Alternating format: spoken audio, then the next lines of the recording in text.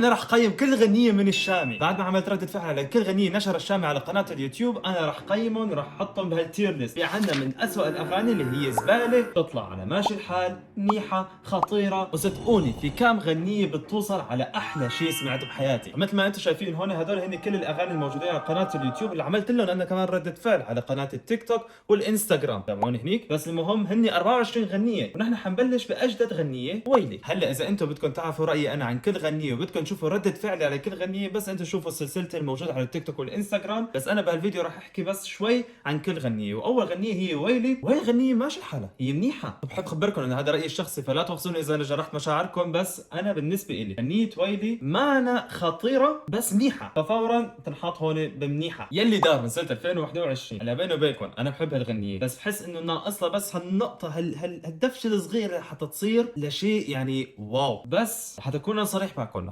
حتقول الحقيقة انا كمان رح حطها انا يلي دار بخطيرة. بالنسبة لي يلي دار هي احسن من ويلي. بس نشوف يعني فورا الغنية اللي بعدها ما راح احكي اصلا، رح حطها فورا على احلى شيء سمعته بحياتي. دكتور. بالنسبة لي دكتور هي من احسن الاغاني العربية انا سمعت لها. يعني شيء واو، يعني شيء تحفة. بتحس الغنية انه هي اليجنت، يعني شيء لهلا الشامي ما عمل مثله. هلا في غنيتين موجودين عمل الشامي مع فنانين اخرين. اول غنية هلا موجودة هون هي مع تامر حسني، ملكة جمال الكون او ملكة جمال الكون. هل الغنية زبالة؟ لا، ماشي الحالة. هي ايه ماشي الحالة، بس هي غنية منيحة يعني مشان ما اكذب عليكم. والغنية مو بس منيحة، هي خطيرة. بس ما بتوقع انه هي احلى شيء سمعته بحياتي. يعني بالنسبة لي اذا بتخيروني بين ملكة جمال الكون ودكتور، بالنسبة لي دكتور احسن منه مليون مرة. تمام. هلا الغنية اللي بعدها ليلى. ليلى ليلى ليلى. هلا هي غنية حلوة بس فيها كم مشكلة صغيرة. اولا مثل ما قلت انه هي غنية قصيرة، وعاد نفس النص شي مرتين ثلاثة بهالغنية القصيرة. بس حلاوة الغنية انه هو بفرجينا انه عنده تالنت بالراب. الفايب تبع الغنية بجنن، وهي دريل كمان. بس السؤال هل هي احسن من ويلي؟ هي احسن من ويلي، بس ما انا احسن من ملكة جمال الكون. فراح حطها انا بمنيحة بس فوق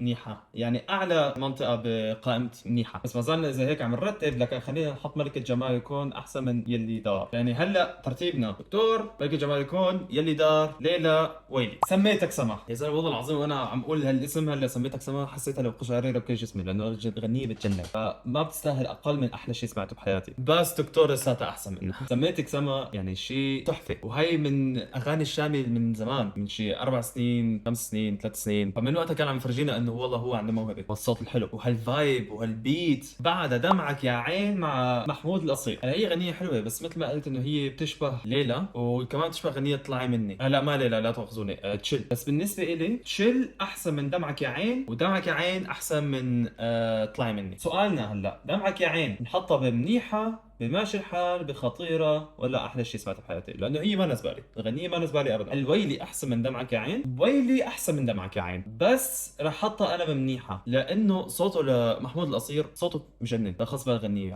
عاجبني الصوت كثير، فلذلك أنا رح حطها بمنيحة بس أسوأ من ويلي. بلاكي. هلا نحن وصلنا هون لمرحلة إنه يا أخي غنيتين اثنيناتهم أحسن من بعض، واللي هني سميتك سما وبلاكي. بالنسبة لاثنيناتهم عندهم نفس الفايب، عندهم نفس الصوت، بالاحترافية، بالجمال، بيعطوني هيك نفس الإحساس، مع إنه اثنيناتهم ما لهم علاقه ببعض يعني الاغاني وما لهم نفس البيت او هيك. بس يا اخي ما بعرف هالغنيه بلاكي وسميتك سما بحس انه يا اخي واو، شيء خطير ماني فهمانه انا هون. فبلاكي مو بس منيحه، مو بس خطيره، احلى شيء سمعته بحياتي. بس هل هي احسن من سميتك سما؟ شوفي نجمك ماما. ما بعرف، انا هذا عم بسال حالي انا هلا السؤال، في عنا بلاكي في عنا سميتك سما. بس بتوقع بلاكي احسن لانه بلشها هيك براب، بس كمان بلش سميتك سما هيك بطريقه هاديه، ودخل هيك الكالتشر تبعنا هيك الدين بالغنيه كمان سميتك سما. بس بلاكي عم بكتب التراك وشوفي نجمك ماما، راح حط بلاكي احسن من سميتك سما بس مشان شوفي نجمك ماما. لما انا بسمع هالجمله شوفي نجمك ماما ما بعرف قلبي بيهبط، يعني شيء غريب. قربان بالنسبه لي هي احسن من دمعك يا عين واحسن من ويلي. وبالنسبه لي شخصيا هي كمان احسن من ليلى، فهي مو ما منيحه، هي خطيره، هي بتستاهل خطيره واحسن من يلي دار. بس ما انا احسن من ملكه جمال الكون، فانا راح احطها بين يلي دار وملكه جمال الكون. الغنيه اللي بعدها، بس قبل ما اقول الغنيه اللي بعدها، اذا عجبكم الفيديو لا تنسوا انكم تحطوا لايك وخبرونا بالتعليقات لهلا اذا انتم عجبكم التير ليست او اذا في شيء برايكم انتم لازم انا غيره. بس انا بحب اخبركم مره ثانيه انه هذا رايي الشخصي. انا بالنسبه لي انا بحس انه والله هالاغاني احسن من هدول الاغاني. بس خلينا نكفي هلا بدوالي. ودوالي صوت محبوب دوالي. والله بتجنن هي، ها غنيه بتجنن. هي مو منيحه، هي خطيره، احسن من يلي دار، احسن من القربان، ورد بس ورد نرجس والورد النرجس احسن من ملكة جمال الكون. بيني وبينكم يعني، بيني وبينكم تامر حسني يعني صوته خطير كتير حلو، يعني بتقولوا ان احنا تربينا على صوته، بس الفايب تبع دوالي شيء ثاني، شيء ثاني يا اخي.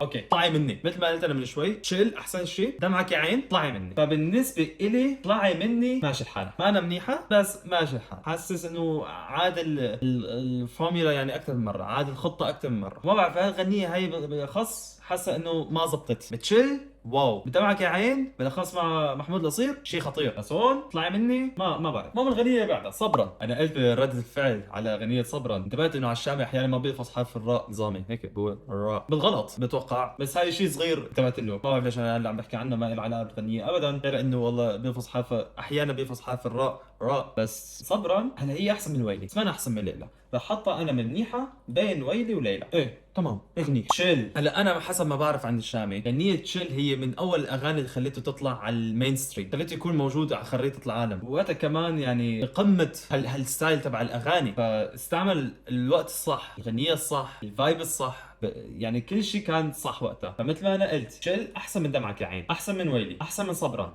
احسن من ليلى. بس سؤالي هلا، هل هي غنية منيحة ولا خطيرة؟ انا رح احطها خطيرة. احسن من يلي دار؟ ايه احسن من قربان كمان، بس ما انا احسن من ملكة جمال الكون. ملكة جمال الكون احسن من تشيل بكتير، فهي غنية كمان خطيرة. تحت سابع أرض، تحت سابع أرض بمسلسل تحت سابع أرض، يعني عنا فنان كبير الشامي عم يشتغل مع البرودكشن تبع مسلسل عربي عالمي لنقول كبير مهم، يعني هي شيء يعني خطوه لقدام كبيره. فسؤالنا هلا تحت سابع ارض، هل هي زباله؟ لا. ماشي الحالة؟ لا احسن بكثير. منيحه؟ هل هي احسن من دمعك عين، احسن من ويلي، احسن من صبرا، واحسن من ليلى، فهي خطيره. احسن من يلي دار، احسن من قربان. هل هي احسن من تشيل؟ برايي انا ايه هي احسن من تشيل. هل هي احسن من ملكة جمال الكون؟ كمان احسن من ملكة جمال الكون. هلا نحن عم نمشي هلا غنيه المشكله، هل هي احسن من دوالي؟ لازم تكون احسن من دوالي. ايه تحت سابع ارض احسن من دوالي، بس هل هي خطيره ولا احلى شيء سمعته بحياتي؟ لا هي خطيره، هي خطيره، ما انا احلى شيء سمعته بحياتي، بس احسن شيء خطير هلا. بس بالنسبه لي انا سميتك سما وبلاكي احسن من غنيه تحت سابع ارض، او بقدر ارتبط انا بهالغنيتين اكثر من تحت سابع ارض، مع انه البرودكشن تبع تحت سابع ارض كثير حلوه. فكره الفيديو كليب تبع تحت سابع ارض لانه من المسلسل كمان كثير حلو، يعني غنيه كمان كثير حلوه، احسن من دوالي، احسن من ملكة جمال الكون، بس ما انا احسن من سميتك سما، خطيره تستاهل خطيره. واخيرا ايش الغنيه كيفو، قصة صغيرة عن غنية كيفو. رفقاتي والعالم حوالي يقولوا لي كل مرة لما بتسمع عن الغنية بفكر فيك، لأنه أنا رقصت على الغنية ومن ورا كان في عنا بيف صغير او سوء تفاهم بيني وبين حمود سيف. عملت ردة فعل على غنية كيفو لما طلعت، والشامي عاد نشر الفيديو تبع انا كنت عم برقصيه، وكمان عملت ردة فعل، هي ما ردة فعل نظامي، بس عملت ردة فعل على كيفو لايف لما كان هون بالمانيا، عمل هون كونسرت صغير بالمانيا انا كنت موجود فيها، وقلت انا بالفلوج حفلة الشامي قلت رح اعمل هلا ردة فعل على كيفو لايف، وعجبتني كثير وقتها كمان، يعني اداء الشامي لايف كان شيء حلو كمان. فالعالم كل مره لما بتسمع على الغنية بيقولوا والله كل مره بتسمع عليها الغنية بفكر فيك، رابطين الغنية فيك. فبس مشان السبب هذا ولا اقول انا رايي، يعني بصراحه هي احسن من زباله، احسن من ماشي الحال، احسن من منيحه، هي يا خطيره يا احلى شيء سمعته بحياتي، بس رح احطها انا بخطيره. بس هذا هلا سؤالي، انا من شوي حكيت انا كثير شغلات حلوه عن تحت سابع ارض، بس هل هي احلى من تحت سابع ارض؟ انه بالنسبه لي هي احسن من دوالي. كيفو احسن من دوالي. تحت سابع ارض لا بتوقع تحت سابع ارض احسن، تحت سابع ارض احسن من كيفو، بس كيفو غنيه حلوه كثير. انا الغنيه بعدها رح اعمل انا هلا بسرعه. جيناك هي احسن من سميتك سما واحسن من بلاكي، بس ما انا احسن من دكتور. ثاني اكثر غنيه انا بحبها من الشامي، وهي كمان بتوقع كمان هي اكثر غنيه انا بتسمع لها له هيك برايفت، يعني لما ما بصور او لما بكون عم سوق السياره، يعني دائما بحط غنيه جيناك لسبب واحد، البرودكشن ما بعرف بس اخذ عقلي، الدرمز يعني الطبل، ما بعرف الغنية اخذ عقلي ببساطة، بس بنفس الوقت الكواليتي تبع الغنية نفسها. ما بعرف انا بحب انه دائما انتبه على الشغلات الصغيرة بالاغاني، لانه انا بحب اعمل اغاني كمان، بحب اعمل بيتس، بتعلم. الشيء الوحيد اللي جابالي اتعلم انه شلون استعمل صوتي بطريقة احسن للغني. كل واحد هذا بيجي بالتعليم او بالتدريب. فبالنسبة للاغاني باخص غنية جيناك، ما بعرف البيت تبع جيناك ببساطته اخذ عقلي، فهي ثاني احسن غنية انا سمعت له اياها من الشامي لهلا. بس يا اخي دكتور ما في احسن منها، دكتور شايل ذنب كمان غنية دريل، بس ما شو اقول عنها هلا. بالنسبة لي دمعك يا عين احسن، لان احنا هلا من شوي كنا عم نحكي عن تحت سابع ارض اللي هي فوق، وجيناك فوق، صرنا عم ننزل لتحت. دمعك يا عين احسن من شايل ذنب بالنسبة إلي. هل هي احسن من طلعي مني؟ ايه، فهي يا ماشي الحال يا ما منيحة. بالنسبة إلي هي ماشي الحال، غنية ماشي الحالة، بس هي احسن من طلعي مني. بتوقع لانه هلا نحن بسنة 2026 ما بتسمع كثير على دريل، لانه هالستايل ما إلي نظامي. في كثير اغاني دريل حلوة، بس هالغنية هلا هون شايل ذنب حاسة انه ناقصة شيء، او عاملة كتير، يا ناقصه شيء يا ما عامله كتير بدرل. فانا رح احطها بماشي حال احسن من طلع مني، بس حسب القائمه حاليا هلا هي ثاني اسوء غنيه من الشامي. بس مثل ما انتم منتبهين لهلا ما في ولا غنيه زباله. هذا شو منيح، شامي منيح. يا ليل ويا العين، هاي غنيه نشوان المفضله تبع الشامي. اذا بتتذكروا الفيديو تبعي اللي عملته انا بتيك توك وانستغرام، عملت انا مقابله مع الشباب الان، نزار، نشوان وعلي. نشوان بحب غنيه يا ليل ويا العين اكثر شيء. الان كان تبعه سميتك سما، نزار كان تبعه دكتور. معك حق نزار، يعني انا وياك نتفق على هالفكره انه دكتور احلى غنيه عمل الشامي لهلا. وعلي لشيء سبب قال طبيب جراح من جورج وسوف. ما بعرف يعني جورج وسوف كمان يعني ما في احسن منه. بس يا اخي سالتك عن الشام بتقول لي طبيب جراح سيدي. المهم يا ليل ويا العين، يا ليل ويا العين بالنسبه إلي هي احسن من دوالي، بس ما أنا احسن من كيفو. يعني هي غنيه خطيره، بس في عندنا كيفو تحت سابع ارض، سميتك سما، بلاكي، جيناك ودكتور احسن منهم. بس لساتها غنيه حلوه يعني. كمان بتهون بتذكر لما قررت اعمل رده فعل عليها انا، لانه وقتها نزلت قبل شهر، كنت بدي اتعرف انا على الشامع على اي حال، ولسه كانت يعني تقريبا غنيه جديده لانه نزلت من شهر. قررت اعمل رده فعل عليها، والحمد لله يعني اجت الفيديو يعني مشاهدات منيحه، تعليقات كمان حلوه. يعني الحمادات فرجوني بالتعليقات، وهني دائما فرجوني بالتعليقات انه قديش اني بحبوا فنانهم الشامي، وفي كثير منهم كانوا لطاف مؤدبين. كمان كانوا في من هدول الحمادات بيقول لا تحكي عن شامينا، ها شامي عمك وشو بعرفني شو. بس يا اخي بلا ولدني، انا شخص على الانترنت عم اقول رايي، ليك انا بالفيديو عم اقول رايي. بس لا والله اغلبيه الحمادات ما في منهم، والله بحبوا فنانهم وبحبوا انه دائما ينشروا الفرحه بين العالم والناس، الفرح. وبحب انه دائما لما بيقولوا حب حنان، يعني احيانا حتى لما بيقولوا انا صحيح ما بتفق معك بس يلا حب حنان، يعني هي شيء حلو انه على الاقل اوكي انا ما بتفق معك بس هذا رايك الخاص، انا بحترم رايك الخاص. هذا شيء حلو. انا بحب يا اخي، انا بحبكم، انا بحبكم. انا ما بعتبر حالي من الحمادات، انا بعتبر حالي صانع محتوى، بعمل ردات فعل على اغاني او بعمل فيديوهات مثل هذا الفيديو هلا. بس يا اخي لنرجع على الموضوع اللي هو بتهون، غنية خطيرة احسن من تشيل، بس ما انا احسن من ملكة جمال الكون. ايوه هاي بالنسبة لغنية بتهون. هلا يا جماعة بوس ايدكم، هلا حكيت خير عنكم، لا تسبوني. الا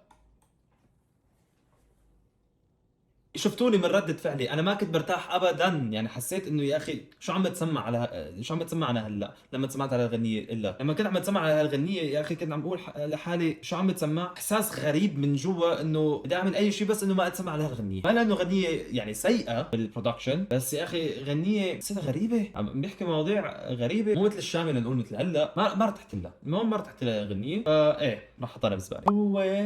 وين راح احط الغنية يا الله وين؟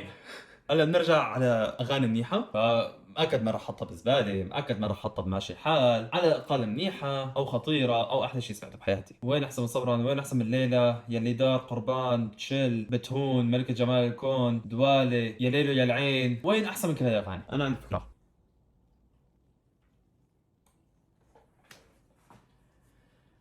وين تستاهل ان تكون باحلى شيء سمعته بحياتي واحسن من جيناك؟ يعني هاي الغنية قمة الرواق، وبتذكرني بالبرودكشن الستايل السوري. هو هذا ستايل الشامي الخاص فيه، بس يا اخي نكهة سوريا واضحة وقوية بالغنية، وهي غنية بتجنن، غنية واو. بتستاهل انه تكون باحلى شيء سمعته بحياتي. وحسب القائمة هلا هي ثاني احلى غنية انا سمعت لها من الشامي. الغنية اللي بعدها خدني. هاي الغنية كان مغني فيها باللهجة المصرية. ايه يعني ماشي الحالة. هل هي منيحة؟ يعني هي يعني ايه راح احطها انا بماشي الحال، بس احسن من شاي زلمه. يعني هي ماشي حالها، عم جرب اللهجه المصريه، لهجه حلوه، محاوله او تجربه حلوه يعني من الشامي. ما انا مثل ما حكينا من شوي مثل دكتور، وين جيناك، ماشي حالها. اوكي بفتيكي الغنيه من الصوره والبيت والغنية كلها على بعضها بتذكرني هيك باغاني هيك بالثمانينات، نيون ستايل، هيك شغلات. هي غنية منيحة، وبتوقع راح احطها هون انه هي احسن من خدني، بس ما أنا احسن من دمعك يا عين. راح احطها انا منيحة، تستاهل منيحة. واخر غنية هلا موجودة هون بالليست، وهي اول ردة فعل بالسلسلة، والفيديو ضرب مليونين مشاهدة، يمكن اكثر من مليونين مشاهدة لسه. وهي كمان اول غنية كانت موجودة على قناته للشامي على قناة اليوتيوب. ولكم الصراحة